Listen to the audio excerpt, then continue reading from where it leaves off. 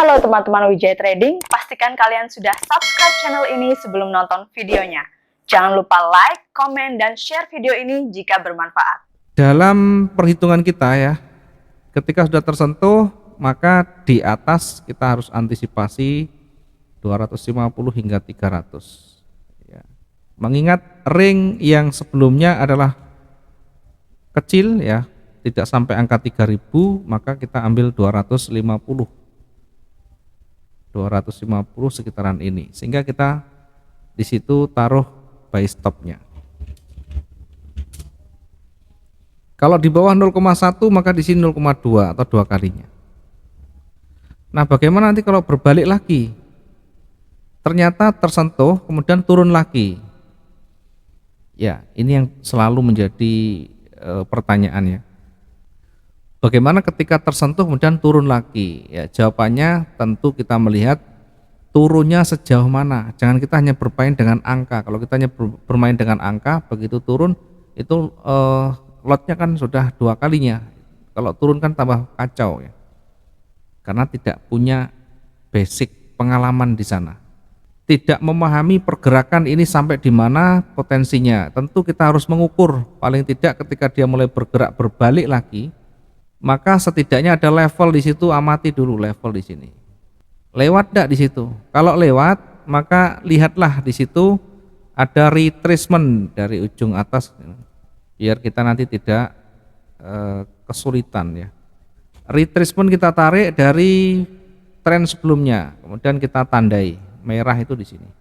Retracement itu di situ. Sehingga tidak selalu ketika nanti dia berbalik, ketika buy stopnya kena, kemudian sell stopnya kena, berbalik lagi jadi kacau lagi. Karena itu penting kita mengukur ketahanan. Kalau ketahanan kita kecil, ketahanan kita tipis, begitu naik turun jantung kita seperti copot ya. Ini jangan-jangan dan seterusnya. Karena selalu jangan-jangan, tidak ada prakteknya. Kan di sini sudah ada recovery, sudah ada di sini retracement. Dia kalau udah lewat dari retracement berpeluang lanjut lagi ya. Kita bisa buat simulasi lagi di sini. Kita bisa buat simulasi lagi di sini. Misalkan kita gunakan sell stop di sini. Ya, kita gunakan sell stop di sini misalnya. Dengan dasar melewati levelnya, melewati retracementnya. Di atas kasih buy stop. Kemudian ketika dia mulai merah, tidak masalah, belum sampai ke bawah kan kita antisipasi. Namanya antisipasi, nanti kan bisa dibuang. Kalaupun dia naik, kira-kira sampai di mana? Ya kita paling tidak harus tahu. Ya kita alokasikan di sini, di sumbu yang terdekat, sehingga dari sini ke sana jaraknya berapa ini? 380. Kemudian yang bawah, yang sell stopnya ini kita ukur 890 ini kalau lotnya 1 8890 890. Yang di atas ini adalah berapa ini ya, 385, kalau kalikan 2 berarti 800 sekian. Minimal ketika mendekati level ini kita bisa exit semuanya. Lah itu kan rugi nanti, yang di bawah kan masih rugi, karena tujuan kita untuk melakukan recovery adalah mencegah kerugian lebih besar atau meminimalkan kerugian. Karena tidak seorang pun kita analisa itu langsung tepat. Enak sekali kalau analisa itu tepat sekali. Maka kalau yang mereka yang menyampaikan ini naik, ini turun, kemudian nanti akan berpotensi sampai di situ, ya biar saja. Yang terpenting kita punya dasar sendiri ya, punya dasar perhitungan sendiri. Tidak boleh dibiarkan berlarut-larut. Ada simulasi yang harus kita siapkan. Kalau nanti begini, nanti apa yang kita kerjakan. Nanti kalau naik sampai di mana, harus minimal ada perhitungan di sana.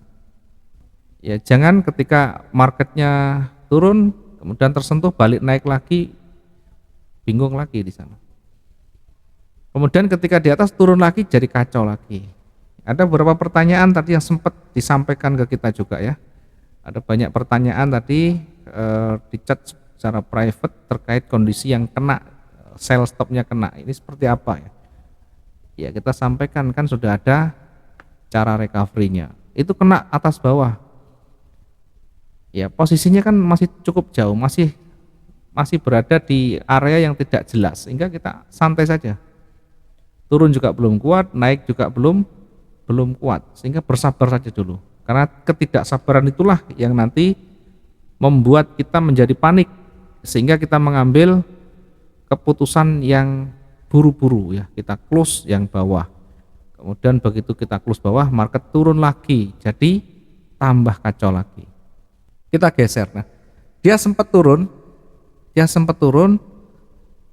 kemudian ditolak lagi. Sekali lagi kan sudah dijaga di sini. Antisipasi, selagi masih belum berada di bawahnya, maka dia masih berpotensi mantul ke atas. Karena harapan kita ke atas dengan lot di atas yang lebih besar di sana. Semakin ke atas semakin berpeluang profit, semakin ke atas semakin berpeluang profit. Ya ini. Sempat naik turun tidak menjadi masalah, yang terpenting dalam perhitungan kita. Yang terpenting masih dalam perhitungan kita ya. Di dalam perjalanannya misalnya kita juga bisa manfaatkan begitu dia mulai bergerak naik, di sini ada level, ada sumbu, kita bisa manfaatkan untuk koreksi di sini. Sell limitnya misalkan. Lah apakah buy stopnya ini kita masih gunakan ya?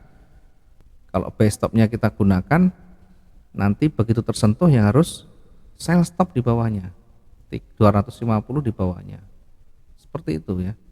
Nah, ketika yang di bawah ini sudah punya transaksi, 2 transaksi yang belum selesai, maka pending order yang lain bisa di close dulu. Jangan semuanya dibiarkan, karena nanti kalau tidak selesai, ini sangkut lagi, tambah problem lagi, tambah masalah lagi. Belajar kita mengawal beberapa candle, beberapa catatan kita, transaksi kita sampai selesai dulu. Kalau belum selesai kita selesaikan dulu. Transaksi yang menambah, berpotensi menambah, maka kita hapus dulu, biar kita tidak nanti terjebak untuk yang kesekian kalinya. Ya kira-kira seperti itu ya. Ini yang paling penting dan selalu menjadi pertanyaan dari teman-teman semuanya berkaitan dengan risk management. Diingat, marketnya berada di area seperti ini, di kondisi yang hampir sama kekuatannya buy dan sell-nya. Ini sempat turun, kemudian dikembalikan naik, ini posisinya sama kekuatannya, maka nanti akan zigzag lagi. Dia turun, dikembalikan naik lagi, dia naik nanti kembali turun lagi, sampai benar-benar dia lewat dari level terdekat di sini, naik atau sekalian lewat di sini. Nah kan sulit kita mengambil, ya kalau sulit tidak usah ngambil posisi. Kalau kita dengan trigger tidak mampu, maka belajarlah dengan memanfaatkan peluang running ya. Ya, running itu seperti ini ya, pergerakan ya amati ya, setengah jam pergerakannya, dia tekanan ke atas kuat, kemudian ada koreksi, mulai stabil, koreksi, kita masuk posisi buy dengan cepat di sana. Targetnya cukup 100 sampai 150 di atasnya. Kalau kita ingin cepat memanfaatkan koreksi ya, nanti begitu dia tebel ke atas, tidak ada penolakan, tidak ada sumbu, tebel begini, maka kita bisa manfaatkan sell dengan cepat. Tentu dengan perhitungan, ketika nanti memenuhi syarat berbalik dan memenuhi kriteria untuk resiko kita, ya kita close. Nah bagaimana ketika kita ambil posisi buy ternyata turun lagi, kembali perhitungan turunnya berapa, kemudian tekannya seperti apa. Kondisi seperti ini kelihatannya tekannya ke bawah, nanti naiklah kan jauh lebih kuat. Lah itu kan di sebelah kiri kan ada merah, penolakannya panjang.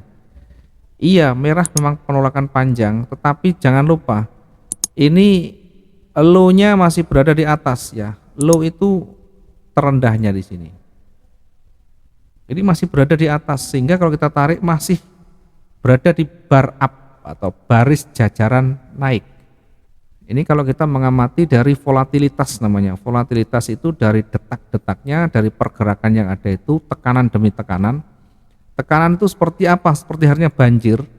Itu kita amati, dia semakin meninggi, semakin meninggi, semakin meninggi, itu banyak tekanan.